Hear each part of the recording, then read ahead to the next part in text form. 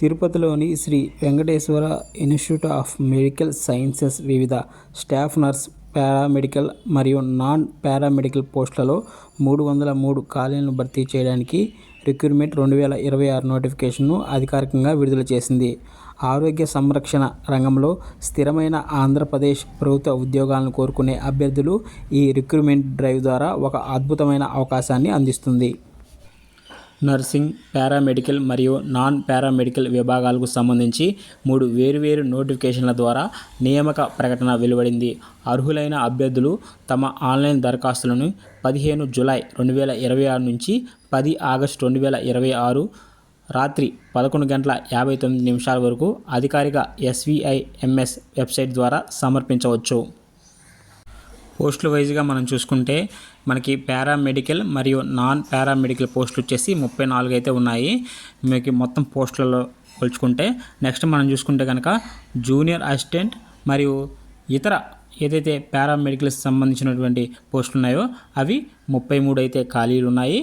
అలాగే మనం చూసుకుంటే ఏదైతే ఈ నోటిఫికేషన్లో మొత్తం 236 పోస్టుల్లో జూనియర్ అసిస్టెంట్ మరియు ఇతర పారామెడికల్ ఇతర పోస్టులు కూడా 33 అయితే ఉన్నాయి. మొత్తం 303 పోస్టులు అయితే ఉన్నాయి. మనం ముఖ్యంగా ఈ న్యూస్లో చూసుకుంటే స్టాఫ్ నర్స్ పోస్టులకి అత్యధిక ఖాళీలు అయితే ప్రకటించబడ్డాయి. అందువల్ల అర్హత కలిగిన నర్సింగ్ నిపుణులకు ఇది ఒక మంచి అద్భుతమైన అవకాశం. అలాగే ఈ పోస్టును బట్టి విద్యార్థులు కూడా మారుతూ ఉంటాయి. అర్హతలు ఏమైనా ఉన్న అభ్యర్థులు వీటిని అప్లై చేసుకోవచ్చు. అర్హత ప్రమాణాలు 10వ తరగతి ఉత్తీర్ణత ఉంది. అలాగే మనకి ఇంటర్మీడియట్ ప్లస్ ITI మరి డిప్లొమా, అలాగే మనం చూసుకుంటే కనుక ఏదైతే ఈ పోస్టులో GNM కూడా అవకాశాలు అయితే ఉన్నాయి.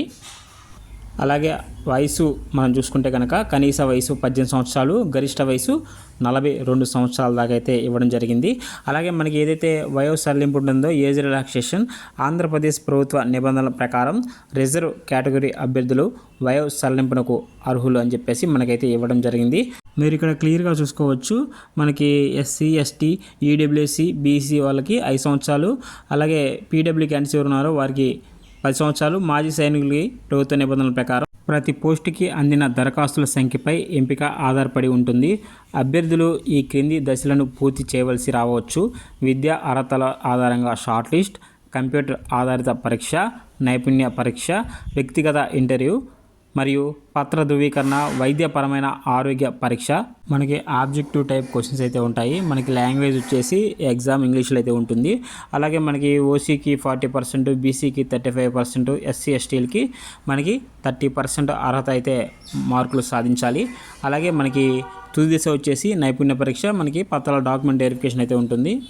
మీకు శాలరీస్ వచ్చేసి మీరు ఒకసారి క్లియర్గా చూసుకోవచ్చు. స్టాఫ్ నర్స్కి మనకి 38,720 నుంచి 1,18,390 దాకా అయితే ఇవ్వడం జరిగింది. అలాగే మీరు మిగతా అన్నీ చూసుకుంటే కనుక ఎలక్ట్రీషియన్స్ కానివ్వండి, టెక్నీషియన్స్ కానివ్వండి, అలాగే థెరపిస్ట్ కానివ్వండి, బయోమెడికల్ ఇంజనీరింగ్ కానీ వీరందరికీ కూడా మనకి క్లియర్గా అయితే ఇవ్వడం జరిగింది. ఇక్కడ మీరు ఒకసారి క్లియర్గా చూసుకోండి.